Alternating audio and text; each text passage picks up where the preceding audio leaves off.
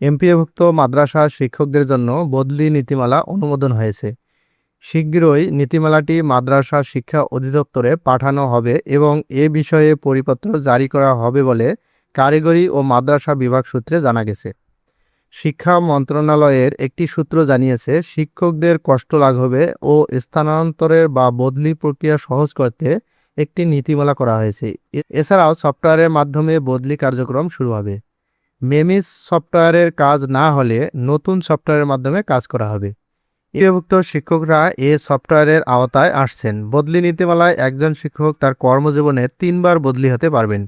তবে বদলি হতে নিজ নিজ প্রতিষ্ঠানের কমিটির অনুমোদন লাগবে বলে জানা গেছে বেসরকারি শিক্ষা প্রতিষ্ঠানে কর্মরত এমপিওভুক্ত শিক্ষকদের দীর্ঘদিনের দাবির পরিপ্রেক্ষিতে বদলি নীতিমালা করেছে সরকার। এতে শিক্ষকদের নিজ এলাকায় বদলির পথ সুগম হয়েছে। স্কুল কলেজের শিক্ষকদের বদলি নীতিমালা ও সফটওয়্যার লাইভ হওয়ায় বদলির অপেক্ষায় রয়েছেন তারা। এক্ষেত্রে মাদ্রাসা শিক্ষকরা উপেক্ষিত ছিলেন। অবশেষে তাদের বদলি নীতিমালাও ফাইনাল হয়ে শিক্ষামন্ত্রীর অনুমোদনের অপেক্ষায় রয়েছে।